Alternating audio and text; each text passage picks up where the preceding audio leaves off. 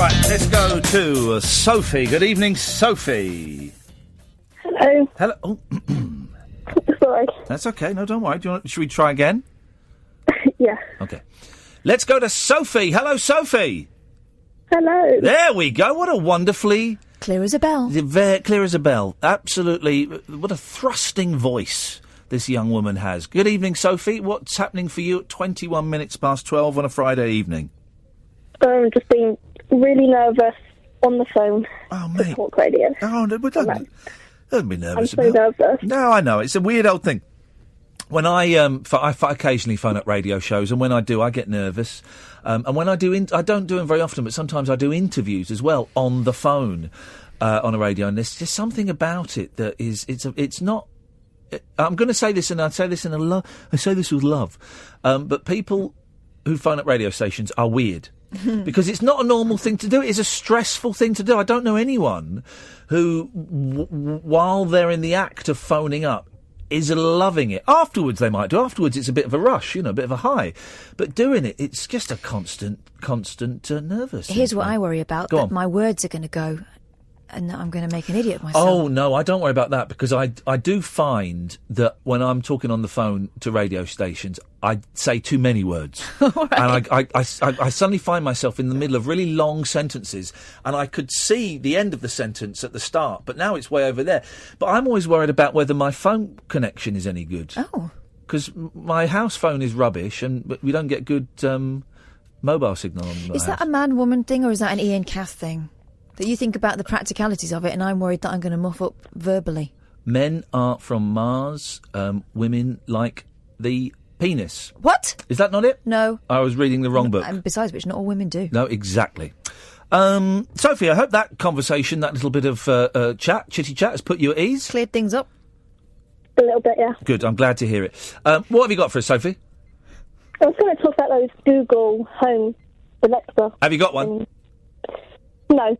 Good. Don't get one. They're rubbish. Whatever Will Guyatt says, ignore them. They are rubbish. What do you want to say about them? Well, I was going to say they could be useful when, if you have an additional need. Yes. They could be useful when you need a prescription reminder. So you need a reminder when to take a medication. Okay. Yeah. All right. I tell you what I thought you were going to say then. Was if you fell down the stairs and you broke your legs and your back. God. And you couldn't even crawl to the phone, and you could go, Alexa, call an ambulance, quick. I'm afraid I can't help you with that. That's what she always says. I'm afraid I can't help you. You do realise you've probably triggered a load of Alexas. That's why I said it. These suckers got their Alexas going, Sophie. Then that is their problem. So yeah, yes, it could be. I just think that that of course there are a few useful things, and you're right. The prescription.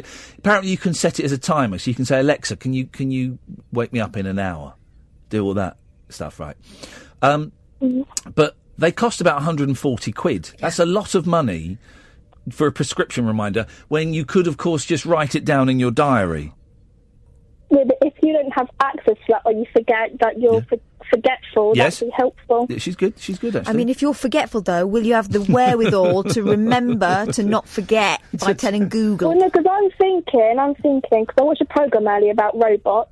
Yeah. So I'm thinking, instead of forking out a lot of money for She said, robot, hang on a minute. She said forking out. Forking out. It just sounded like something completely different, but both our hearts just sank a little bit there. But no, forking out. Yes, go on. Yeah, so a lot of money for a robot. You get a Google Home Mini for 50 quid. And then, for someone who has MS or a disability that's restrictive, yes, they could set little reminders, and if they have then, an episode, or, and a seizure, then they can call a person on the Google Home Mini. Yeah, I like it. I like your thinking. Yeah.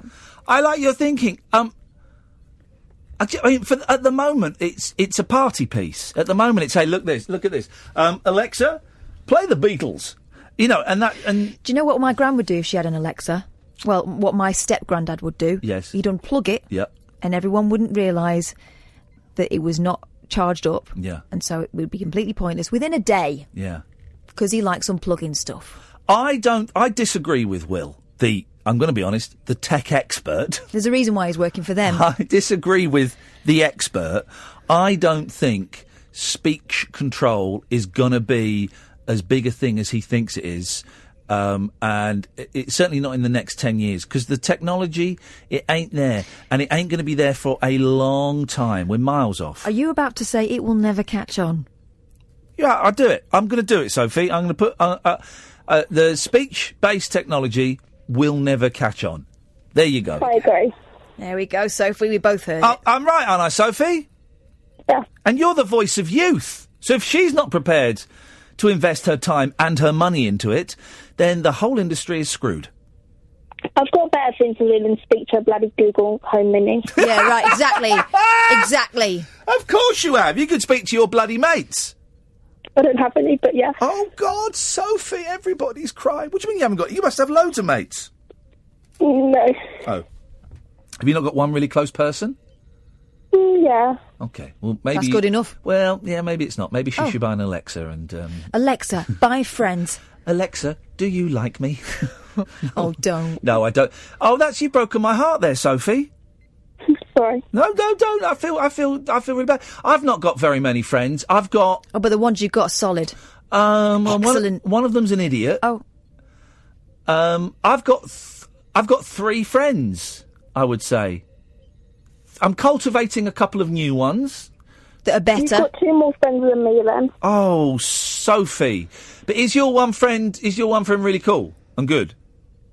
Well, we were, really close, but now we do different courses at college, so we've drifted, but we still make time to talk. Oh, mate. And how come you haven't got any other friends, Sophie? I'm too weird for everybody. Oh, no, in that case, what do you do that people think is weird? Do you do taxidermy? Do you cut open animals when they're dead and stuff them? No. So just be myself. It's too weird for people. Yeah. And how does that make you feel as a person? Quite sad, actually. Does it really? Yeah. Oh, mate. What Even my family think I'm too weird. Oh, yeah. I mean, listen, first of all, there's nothing wrong with being weird. There's nothing wrong with being an outsider. There's nothing wrong with, being the only person that is into certain things. There's nothing wrong with that. Do you know what? It gets easier when you leave college. Yeah, it does. It does. Because so much of that's about conforming. But getting through college can be tough. Yeah. If you've got no friends and if everybody, you feel like everybody's giving you the old skunk eye. Yeah, but I also know... Right, I've seen both sides of things. I've been in a big group of friends or felt like I was in a big group of friends. And then you realise that actually within that group there's all kinds of weird shenanigans going on, and actually people don't get on as well as they seem to, and there's a lot of politics and it's not as fun. Yeah. So I'd rather have just one really good mate. It doesn't help when I don't drink alcohol either. Yeah, no, I don't. They don't think I'm normal because I don't drink. So. I don't drink, Sophie, and for a long time that alienated me from certain people, and I certainly don't like being sat in a pub, and I never really did when I did used to drink. I don't like pubs. I think the clubs, I think they're thoroughly unpleasant environments. So that would alienate me a bit, but there's nothing I can say that won't sound patronising, but as you move through life, it's like a snowball effect. You will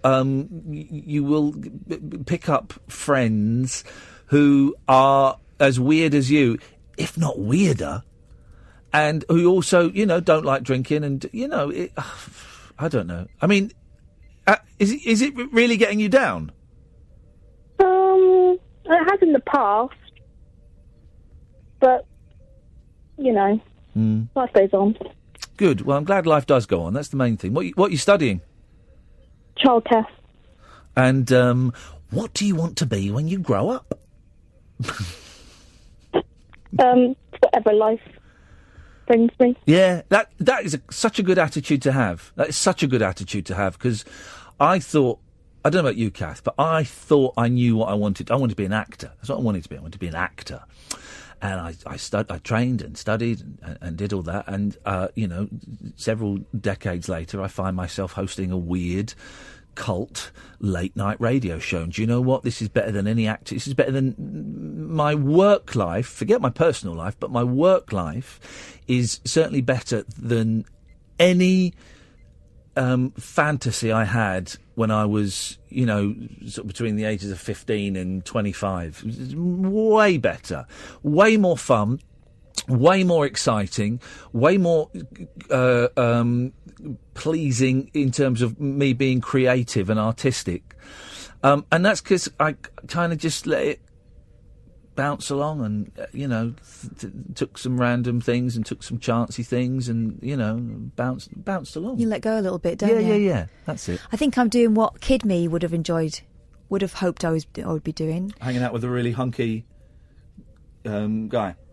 I mean, who's a genius. Don't embarrass me in front of Simon. Hey! No, Kid Me wanted to be an actress or do funny stuff, and I had a radio station in my bedroom I used to get my sister to do the adverts for, and then I kind of let go of that, and you sort of think, well, what am I going to do when I actually grow up? And so you think, right, okay, well, how do I work that into something that's possible? And so I studied and became a journalist, but then things happened, and I'm where I'm supposed to be. I'm pretty convinced of that now. But I just had to relax a little bit and say yes to stuff. So you never know where you're going to end up, and actually I'm not frightened of that. That's actually quite comforting. The most frightening times in my life are when I've thought, I know exactly where I'm going to be in 10 years' time, and it's rubbish. So let go and let life happen. You're right. Call us again, won't you, Sophie? Yeah, sure. All right. What are you doing for New Year? Nothing. Good, because it's rubbish. Probably play Monopoly. Yeah. We're on New Year's Eve, 10 o'clock, if you want to join us. Okay. All right. Nice one. Take care, Sophie. Okay, you too. Thank you. Bye-bye. What a nice young lady. What a nice young lady. It's tough, isn't it? It's tough growing up. It's tough living. It's not tough growing up. It's tough living. But that college thing. Yeah. It's all about conforming, isn't it? Not standing out for a lot of people. But loads of those people in those big groups are wishing they could just be a bit different. Yeah. Life's hard work, man. It's hard work. It's really hard work. I found today hard work. Tales of mystery and imagination on the radio show that does things differently. Dolly Parton, I listen to a record all day long. The Late Night Alternative with Iain Lee. I'm a nut job, but not that kind of nut job. On Talk Radio. Honest to God, it's the new Breaking Bad. Oh no!